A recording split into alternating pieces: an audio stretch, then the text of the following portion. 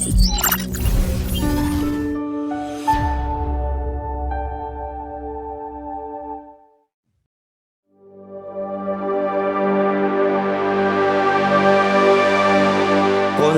Indonesia, coba pikirkan, kompatibel tidak kecerdasan kognitif kita, emosi kita, dan bahkan spiritual kita mewakili manusia sebagai bangsa. Pendek kata, sumber daya yang kita miliki di era 4.0 ini dalam kesatuan pandang menghadapi era 5.0 AI, Artificial Intelligence. Padahal era AI yang dimaksud adalah kolaborasi dari hal tampak dan tidak tampak. Tidak semata-mata sains dan teknologi itu urusan intelligence kognitif semata.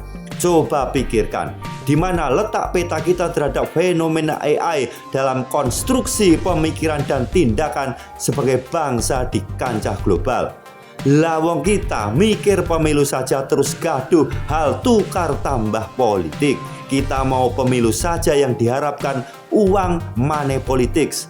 Kita masih mikir hal-hal yang seharusnya sudah kita tinggalkan, seperti hal pencitraan dan kemunafikan. Urusan makan, pendidikan, dan kesehatan saja yang itu jelas-jelas hak kodrati atas fakta bumi emas tanah air masih jauh panggang dari api. Lantas kapan keadilan dan kemakmuran sosial bagi seluruh rakyat Indonesia itu tercapai sebagai bagian peta jalan Indonesia Emas 2045 atau keniscayaan akan tata laksana kehidupan baru ala AI yang mana keberhasilan proyeksi itu atas apa yang bangsa kita kerjakan saat ini. Dengar-dengar, menurut Forum Ekonomi Dunia WEF dalam laporannya berjudul Future of Work, sebanyak 83 juta lapangan pekerjaan disebut akan hilang pada periode 2023 hingga 2027. Dampak dari digantikannya tenaga kerja manusia dengan mesin robotik atau teknologi AI lainnya.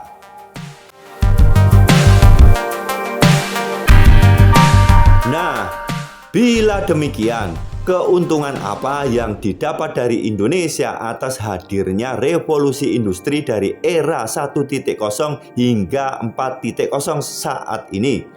Apakah kita diuntungkan dari sisi ekonomi bisnis, dari sisi produktivitas bangsa, dari hal penguasaan sains dan teknologi, hingga endingnya menjadi bangsa yang kaya raya, makmur sejahtera, berperi kemanusiaan dan berkeadilan, atau bangsa yang menguasai dunia?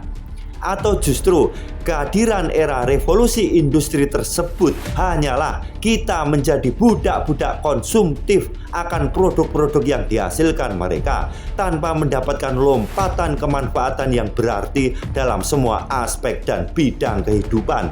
Justru berbuah kemunduran akan konstruksi dasar sebagai manusia yang berbudi dan punya daya untuk tumbuh berkembang, karena kita keasikan berada di zona yang nyaman.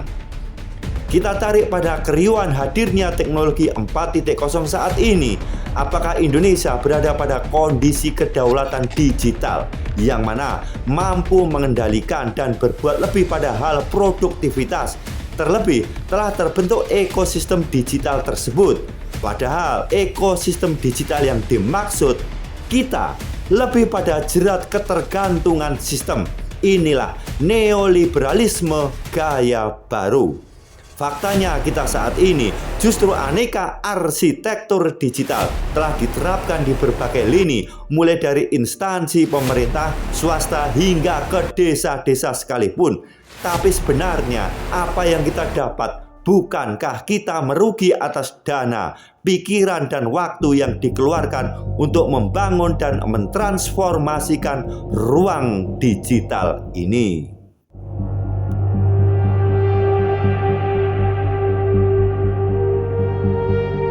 Padahal proyeksi AI sangat mengerikan bahwa AI yang berisi miliaran data informasi masa lalu dan saat ini yang telah diaplikasikan dalam bentuk sistem untuk memprediksi di masa depan.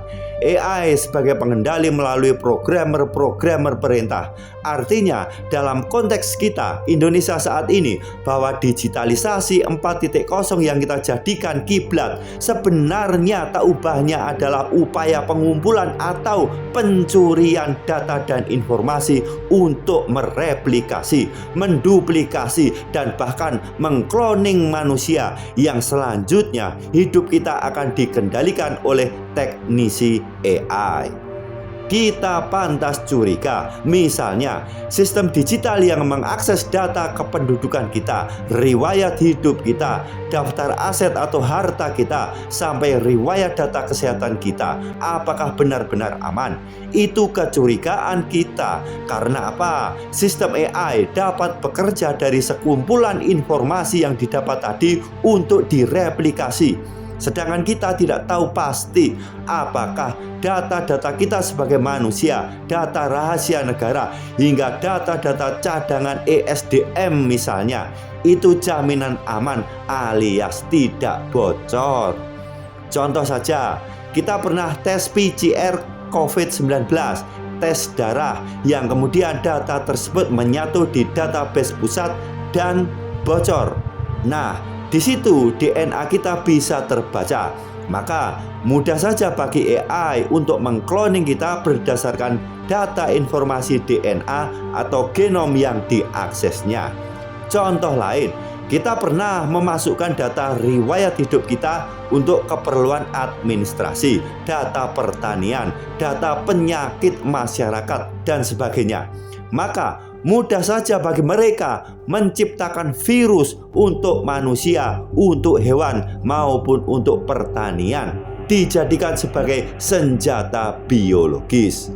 Nah, bila data-data itu dijamin atau diantisipasi oleh negara sebagai potensi ancaman, itu yang seharusnya dilakukan.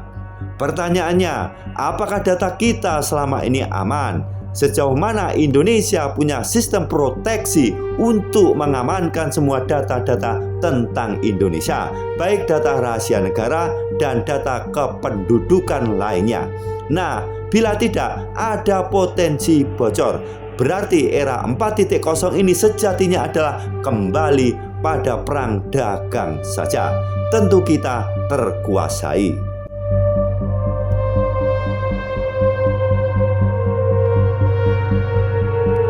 Era 4.0 dan 5.0 AI, kita setuju diambil sisi kemanfaatannya. Tetapi apakah kita mengantisipasi dampaknya dengan membuat sistem keamanan? Karena plus minus itu harus seimbang. Bila demikian, kembali sejauh mana kedaulatan digital kita berkaca pada Cina dan Korea Utara, juga Jepang yang justru akses internetnya dibatasi untuk tujuan keamanan data informasi. Itu pun mereka sebagai negara maju dalam hal teknologi yang tentu mempunyai sistem keamanan yang handal dan mampu memproduksi atau menciptakan sendiri sistemnya. Lah kita, teknologi alat dan antivirusnya sama-sama beli, bukan produk sendiri. Malah kita mengikuti pola digitalisasi mereka di semua aspek dan bidang hingga sedetail-detailnya. Berarti sama saja kita menyerahkan data informasi, database kita yang itu sangat rahasia, sangat strategis, yang itu secret sekali, berbahaya sekali. Dengan demikian, seharusnya kita sadar akan kelemahan kita pada hal teknologi 4.0 yang sudah kalah jauh urusan sains dan teknologi. Maka seharusnya kita tidak mengikuti iramanya. Kita tetap percaya diri dengan cara hidup kita, cara hidup kita ala Indonesia. Kecuali kita mampu berdaulat penuh secara digital, baik alat-alat aplikasinya dan sistem keamanannya buatan Indonesia.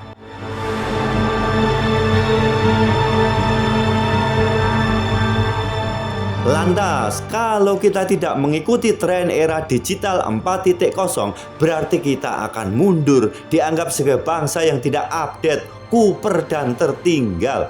Siapa bilang? Maka itulah perlunya bangsa ini percaya diri dengan hidup cara Indonesia. Contoh, kelebihan kita pada ketahanan soal pangan. Nah, hal pangan itu saja sebagai skala prioritas andalannya untuk berkiprah di tingkat global. Jelas itu potensi. Lah, ngapain kita ngikuti pola 4.0 yang membelenggu dan kita sudah terlambat mengejar teknologinya. Kita sudah jauh kalah hal sains dan teknologi. Mending kita tidak usah mengikuti pola mereka. Dengan demikian, fokusnya bukan di teknologi 4.0 hingga 5.0, tetapi pada bidang produktivitas pangan sebagai produsen pangan global yang dapat dilakukan untuk bergaining power terhadap negara-negara yang bermain di bidang sains dan teknologi. Yakinlah, semaju-majunya teknologi AI menguasai dunia, keotentikan sebagai manusia tetaplah ada. Kita percaya saja bahwa manusia global masa depan, dunia AI, tetap menggunakan pangan konvensional. Inilah pilihan kita sebagai bangsa. Dengan kita tidak mengikuti jerat sistem teknologi 4.0 mereka, otomatis kita tidak memberikan data-data informasi apapun, informasi Indonesia kepada mereka. Ingat, sistem AI bekerja dan merekam data informasi masa lalu dan saat ini. Dari sekumpulan miliaran data tersebut kemudian direplikasi dengan identifikasi, klasifikasi yang super detail, kemudian diaplikasi.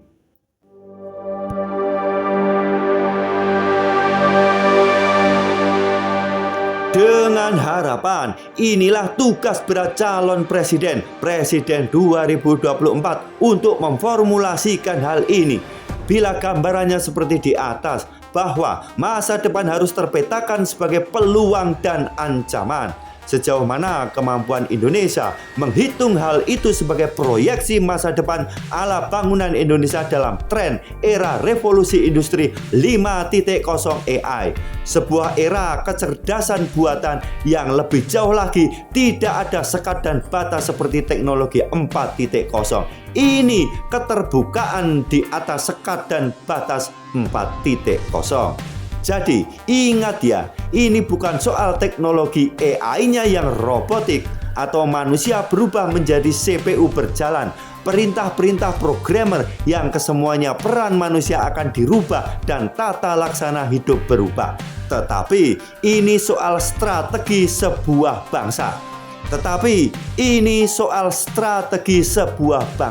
Ini soal pilihan, sebuah keniscayaan dari analisis SWOT bangsa ini agar tidak tersandera kepada kehidupan semu yang sebenarnya kepentingan mereka hanyalah bisnis semata. Mereka menang banyak, kita rugi besar. Ingat, keotentikan manusia itu tetaplah ada sepanjang manusia itu mau berpikir. Itulah golongan orang-orang yang beriman, yaitu manusia Indonesia yang jauh sebelumnya telah hidup dalam pengalaman spiritual yang dalam, yang mana kedalaman spiritual itu juga mengetengahkan hal yang material juga.